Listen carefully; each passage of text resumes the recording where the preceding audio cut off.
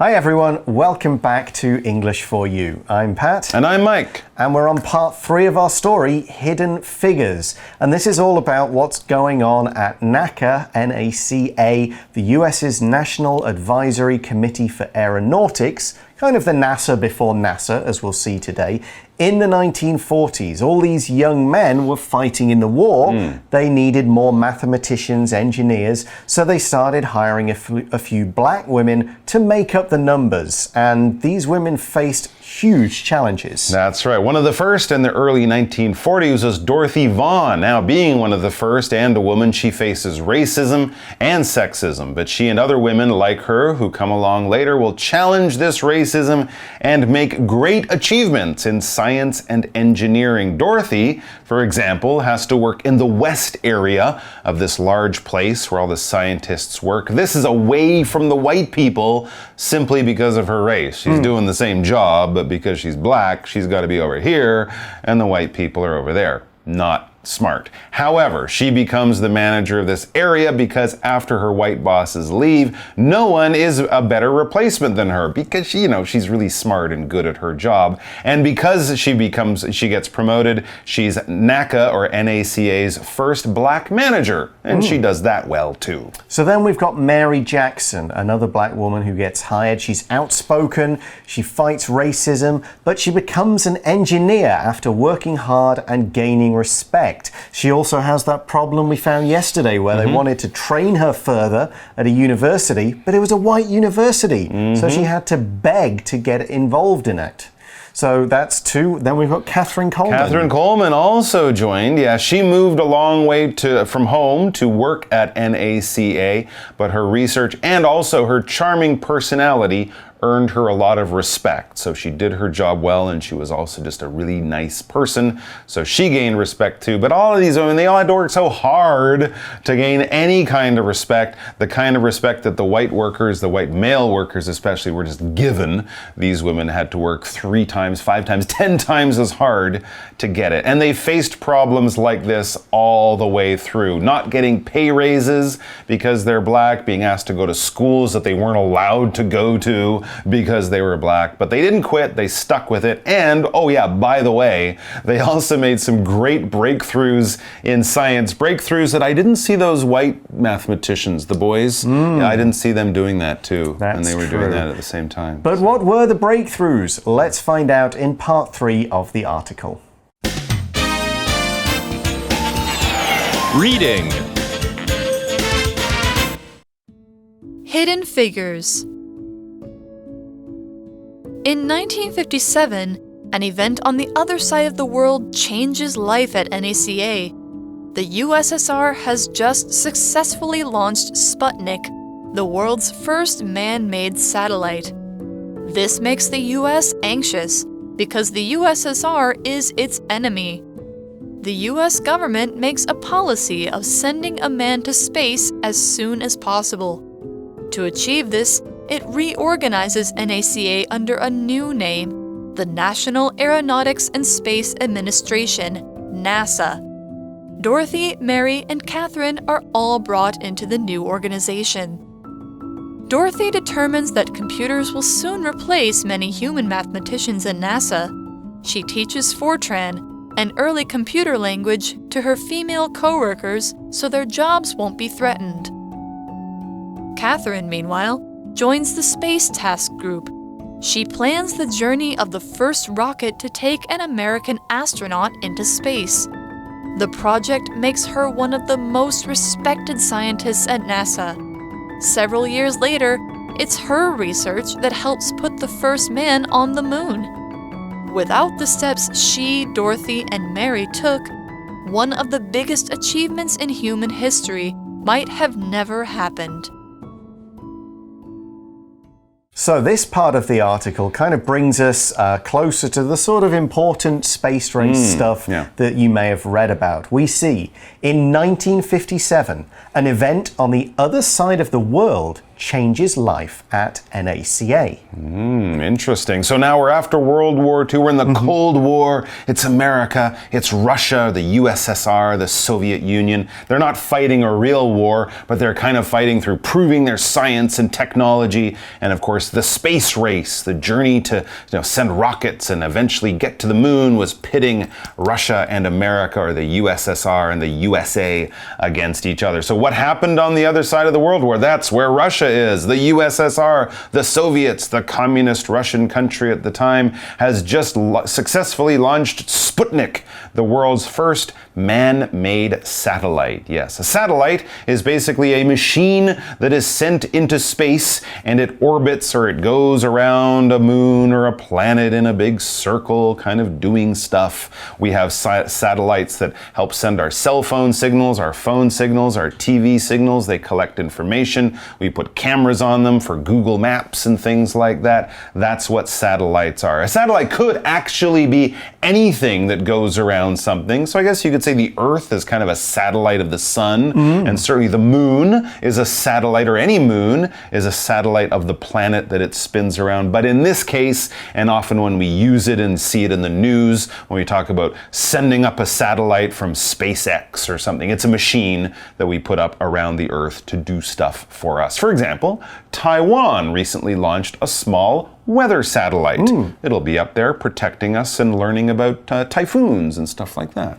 So, the USSR sent Sputnik up into space. Just went beep, beep, beep. That's all. Right, but it's still a big achievement. Yes. And we see this makes the US anxious because the USSR is its enemy. Again, like Mike said, they're not fighting a real war with soldiers, but they are really competing to kind of be the top power in the world. That's right. And doing this in space was one way to show who was best. The Russians are in space. They could put nuclear bombs up there and drop them on our heads. All this kind of fear was going on. The science was new. No one knew how it would change the world. The US government makes a policy of sending a man to space as soon as possible. You put a machine, a satellite up there, we shall put a man up there. And of course, that's a lot harder, a lot more expensive, and a lot more dangerous, and you're going to need a lot of scientists to help do it. Let's talk about this word, policy.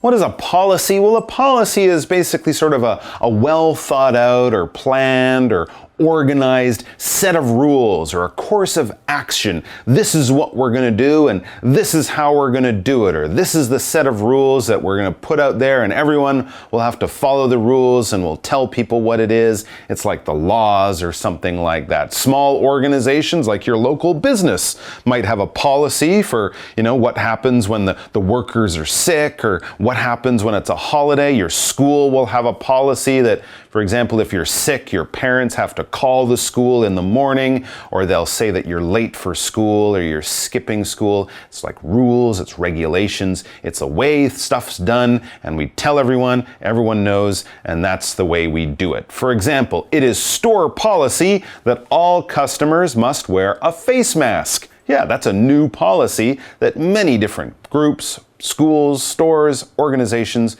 will have. It's a safe policy to protect people from COVID-19. So with Sputnik up there now, the US had this policy to send a person, a man, a human into space ASAP. ASAP stands for as soon as possible. And it basically means quickly as we can. It does take difficulties into account. It's not just, we'll put a man in a box and shoot that into the air and we won't really care what happens to him. Hey, now. We sent a man up there and that's worked, we've won. No, they're doing it as soon as possible, meaning kind of safely possible. We want him to come back down again. So as soon as possible could still mean years of time. Sure.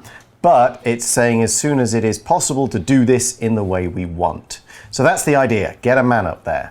Absolutely. And we do often shorten that as soon as possible to ASAP. Right. So if someone says, hey, can you do this for me ASAP? They mean as soon as possible. As soon as it's realistic so you can do it and it will work. And so what did they do? Well, to achieve this, back in the article, to reach this goal of sending a person into space, It organizes NACA. Reorganizes. Oh, sorry, it reorganizes. That's the U.S. government. Reorganizes NACA under the new name NASA, or the National Aeronautics and Space Administration, which we would call NASA, because it's a lot of long words. So NASA, think of that U.S. government department that sent people into space and all that stuff. They reorganize the NACA. When you organize something, you plan it out, you make it logical, you make it in a system, you make it easy to understand, you put everything in its little box and category. It's all nice and neat. And then you decide, wait a minute, things have changed, I don't like it, I'm going to do another way of doing that. I'm still going to be logical, it's still going to make sense, it's still going to work well, but I'm going to do it again. I'm going to reorganize it. So it'll be a lot of the same workers, maybe in the same buildings, in the same places, but they have new job titles, it's new departments, and they have a new goal. It's not just, about airplanes or things like that. Now it's about rockets and space and going to the moon.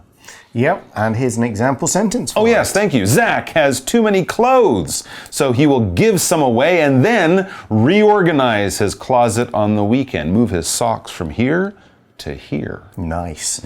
Okay, so we see that our heroes of the story, yes, Dorothy, Mary, and Catherine, are all brought into the new organization. So they're maybe changing a few jobs, some new directors are in, maybe they hire some new scientists from universities. New business cards. Right, but they keep our three black women, Dorothy, Mary, and Catherine, and say, you're in. You're great at what you do. We want you in this new company, in NASA, doing these jobs. Well, good, that makes sense. Dorothy determines that computers will soon replace many human mathematicians at NASA. She's very, very right about that. Absolutely. She determines this because it was correct.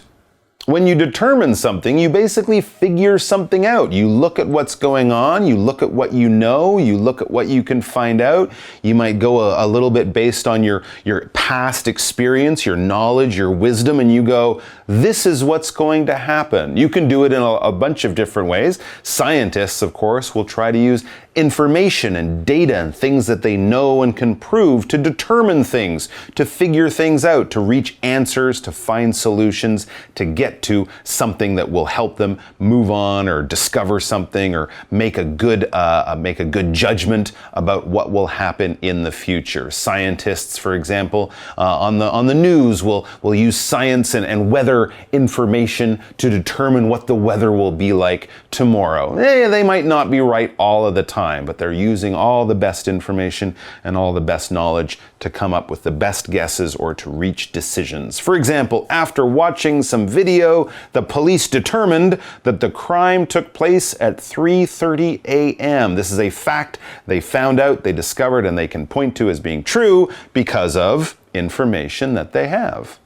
Well, that's a really good point, because before this, all of that math they were doing, it was mostly people with pencils and papers and slide rulers. You can ask your grandparents about that. Before they had even calculators and computers, they did a lot of this stuff on paper using a slide ruler. That would maybe be the most sophisticated equipment they had. But of course now, computers. That's right. And Dorothy figures it out. Computers can go faster, Sure. they don't get tired, Sure. they don't make mistakes in the same way if it's a long piece of math.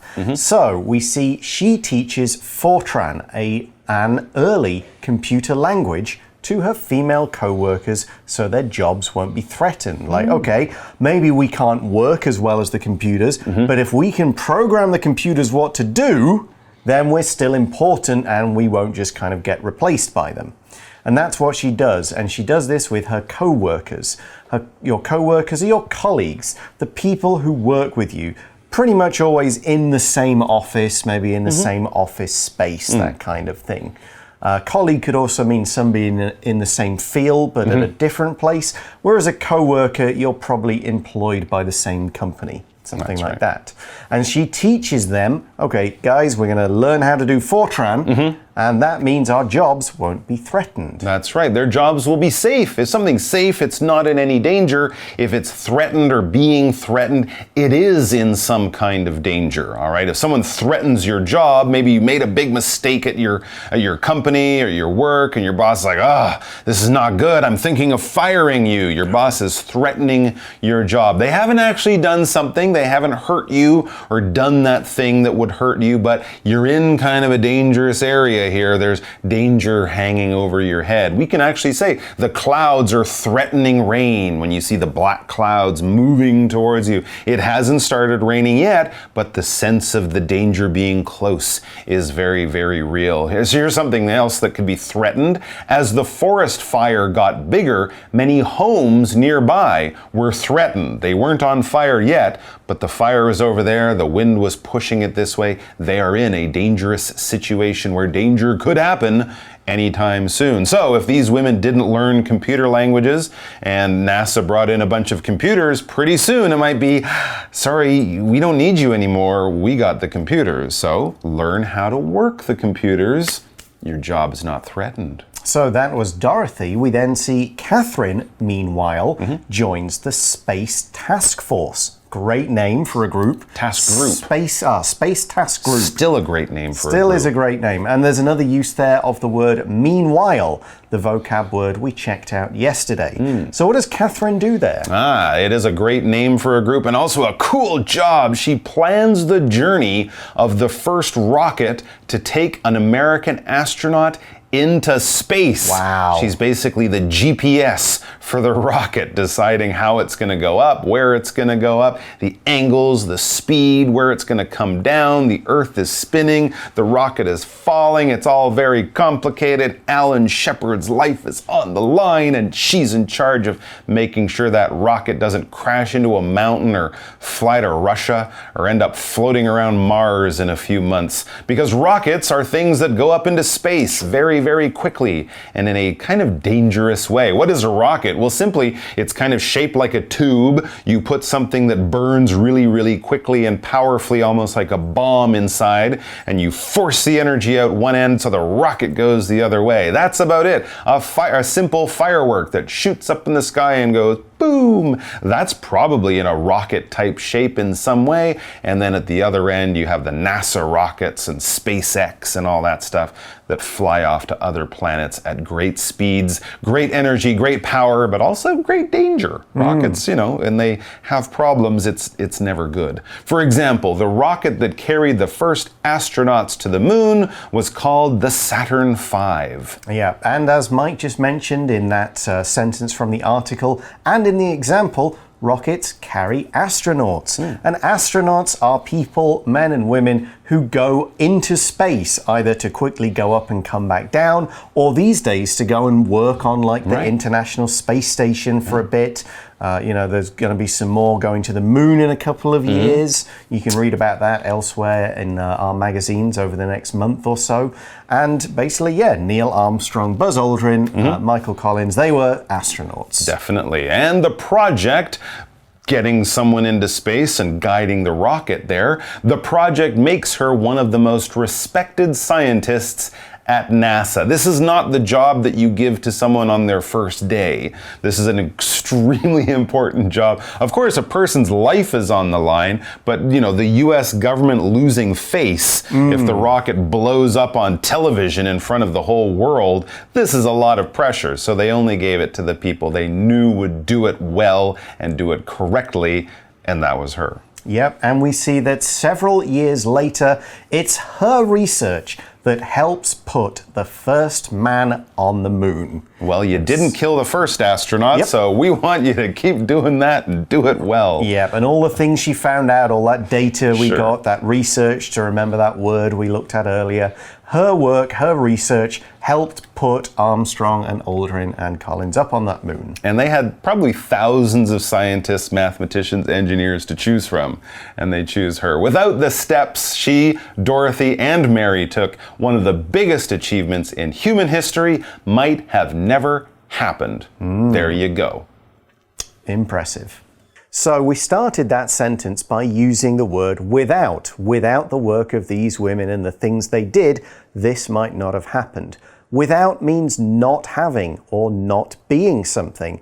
And we use sentences that start with this to show that one thing needed to happen or something else maybe wouldn't have happened. If this thing didn't exist, neither would this thing. Here's another example. Without my teacher's help, I wouldn't have passed the exam. So I needed my teacher's help.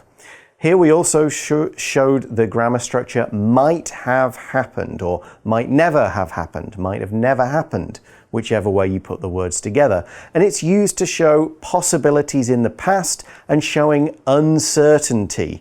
If we say something might never have happened, it shows that maybe the US would not have been the first country to put a man on the moon without the work of Mary, Dorothy, and Catherine. So we never know. It could have changed history if these women had quit and not worked on at NASA.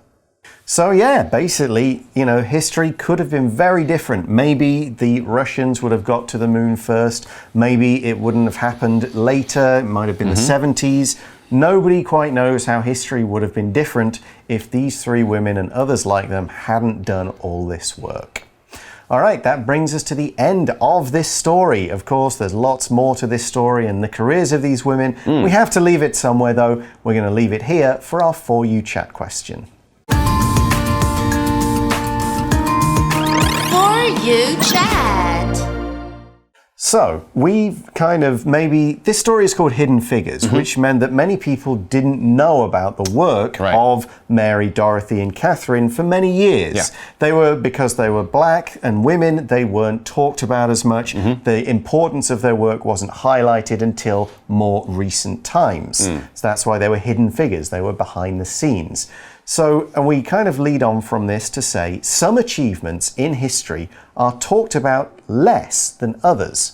Why do you think this is? That's a good question. Well, history is interesting because it's not a science. It's not something you can test and prove and things like that. It's more of a story. And depending on who tells the story, they will focus on the things that are more important. So to them. To them, exactly, to them. And someone who tells the story at the same time will tell it differently. And of course, as history goes by and we learn more things about things in the past, we come up with better history with more information and more accurate. But a lot of it is really down to who writes the history and what is important to them, what do they think the story is, and then how they tell the story. Yeah, kind of and sometimes history is written by people who have a particular political thing they want to get across. That's right.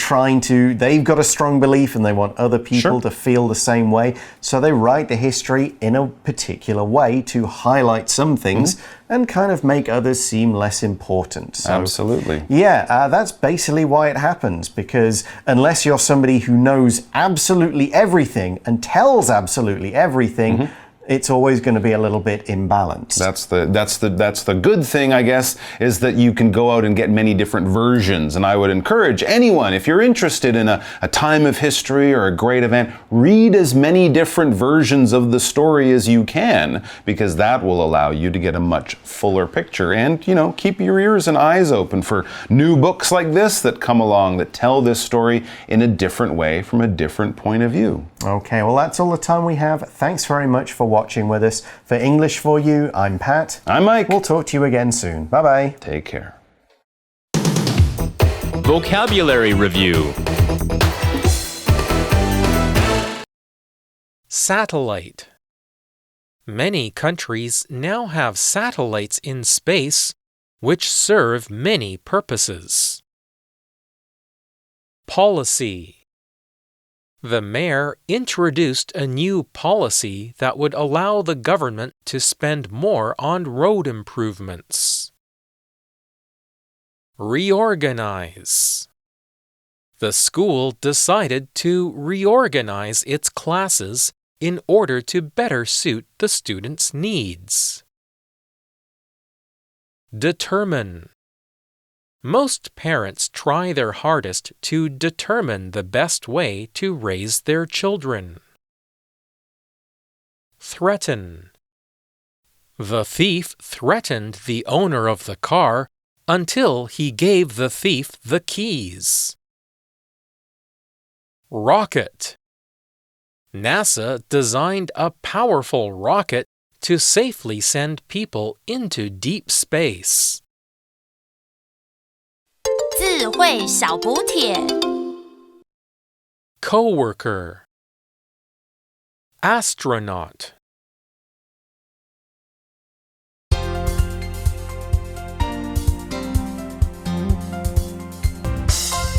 以上节目是由活用空中美语制作，活用空中美语杂志，请洽询全国各大书店。如欲索取试听教材，请来电02-2364-4000 02-2364-4000，或上网查询，网址是 www.english4u.net www.english4u.net